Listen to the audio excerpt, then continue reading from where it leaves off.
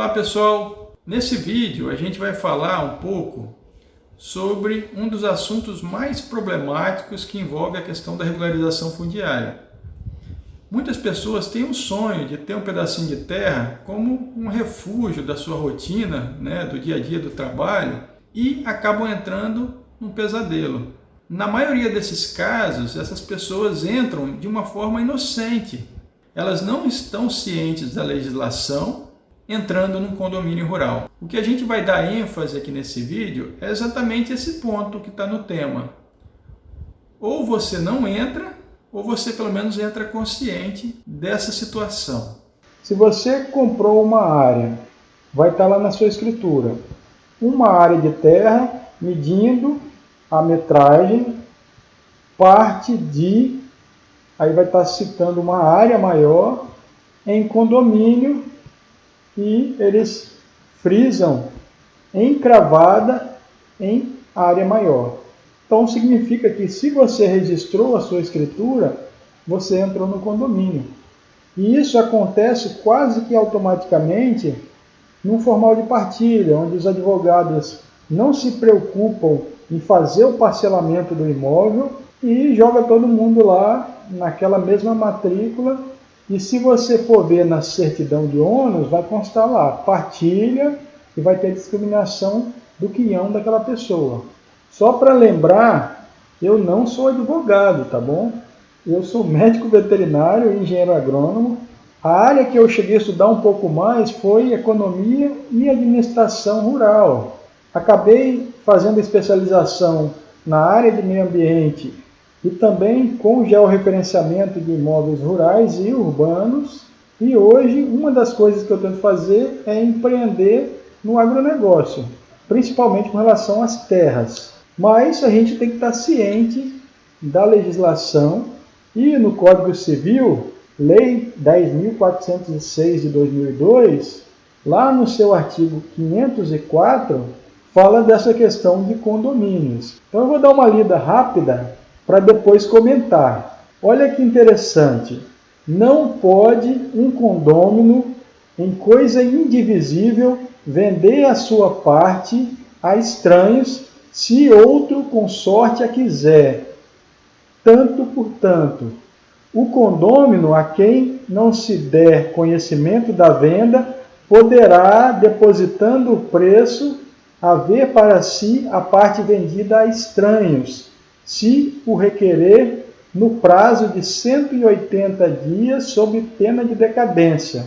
Parágrafo único. Sendo muitos os condôminos, preferirá o que tiver benfeitorias de maior valor, e, na falta de benfeitorias, o de quinhão maior, se as partes forem iguais, haverão a parte vendida os comproprietários que a quiserem, depositando previamente o preço. Com isso, começam todos os problemas que vocês vão ver dos condomínios.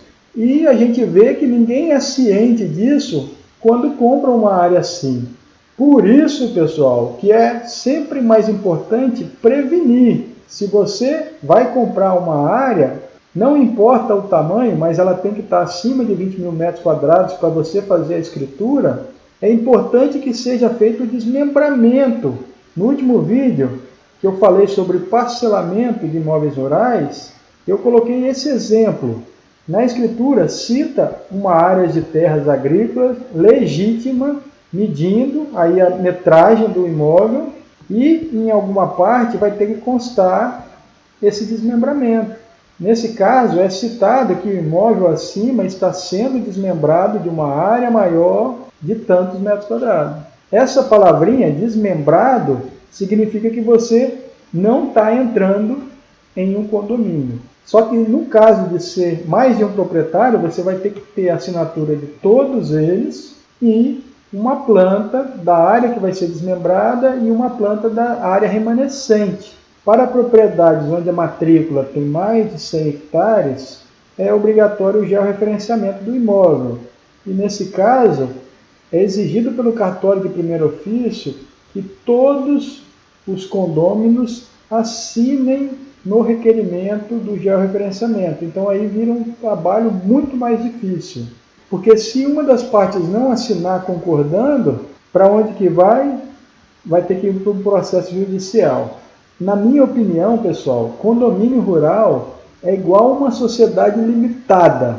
Quem está lá dentro está limitado ao seu sócio. E como cada uma das partes tem o seu quinhão, né, a sua cota, representando o percentual da sua sociedade, é importante que, nesse caso, a maioria, não, todos estejam de acordo. E por isso, na maioria das vezes, dá problema. Junta esse povo todo, principalmente aquela família muito grande, vê se você consegue resolver isso conversando, fazendo um acordo. Só que todos têm que lembrar e ver lá no cadastro do imóvel rural, seja no INCRA, né, o CCIR, ou lá no CAFI, junto à Receita Federal, que o correto é cadastrar todos os condôminos, cada um com seu percentual de detenção.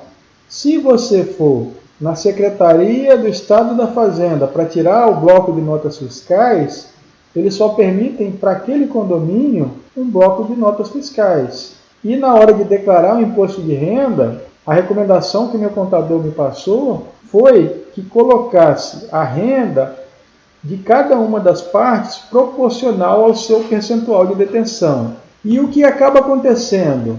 O conflito de interesses tem sempre aquela primeira pessoa que tem ideias diferentes, que quer fazer separado a sua parte e acaba propondo uma divisão para aquelas demais partes. Quando são muitas pessoas, tem sempre aquela panelinha. Uma pessoa procura um topógrafo, faz uma proposta e joga para as demais. E nesse tipo de situação, a pessoa vai separar fazendo um sorteio? Pessoal, é muito comum a pessoa querer separar aquela área que ela prefere para ela. E o que é mais incomum é essa pessoa tentar juntar todas as pessoas para chegar num consenso e tomarem uma decisão conjunta. E o que vai acontecendo? As pessoas, principalmente quando são das mesmas famílias, elas não querem brigar, mas com o tempo elas vão se desgastando. E não é problema ela querer vender a parte dela. Só que a forma como muitas vezes são feitas que é um problema. Aquela pessoa que teve a iniciativa muitas vezes quer tomar posse da sua parte, do seu quinhão, e depois acaba transferindo aquela parte para um estranho. Só que o que a gente vê na prática é que as pessoas fazem a escritura encravada em condomínio, registram sem os demais condôminos estarem cientes disso. O prazo que foi colocado lá no artigo 504 acaba passando e a pessoa nem sabe que isso aconteceu. Então, respondendo à pergunta, aquela parte, para sair, as demais pessoas têm que concordar? Não, pessoal. Pelo menos elas tinham que ter sido avisadas. E está acontecendo muito isso. Aquele estranho entra no condomínio, o prazo que é visto na lei entra em decadência e depois isso vai para a mão de um juiz. Quando muitas vezes essas pessoas já nem querem mais conversar. Cada um fica lá no seu canto e o tempo vai passando, a coisa depois só piora, porque a lei está aí, os direitos são iguais, mas aquele estranho que muitas vezes toma posse de uma das partes, passados anos, poderia fazer uma ação de usucapião. E que é estranho é ver advogados hoje, já que a legislação está abrindo brecha, para herdeiros tentando fazer ação de usucapião. E uma coisa que foi feita lá atrás, que para muita gente deixou baixo, chega na mão de um juiz. E eu falo isso porque eu já participei de algumas audiências, aquele monte de papel, o juiz fica perdido, pessoal. Ele não conhece a parte técnica da engenharia, ele conhece de legislação, mas ele não sabe o que realmente aconteceu. E o processo vai se arrastando por anos. Moral da história, se você sonha em ter seu pedacinho de terra, faz isso direito, desmembra a parte. Se você vê lá na certidão de ônus da matrícula, partilha, e você vê aquele monte de herdeiros, você vê que é um condomínio. Se você se apaixonar por aquele pedacinho de terra, terra em tudo quanto é lugar, pessoal. Arruma um lugar melhor para você não ter problema. Ou então, se você está ciente disso, se prepara para a briga. É isso aí que a gente tinha para dizer. Eu não vou alongar esse assunto, mas pelo menos eu deixo vocês cientes de que é muito problema. É advogado, é juiz e a coisa não vai para frente. Um abraço a todos e até a próxima.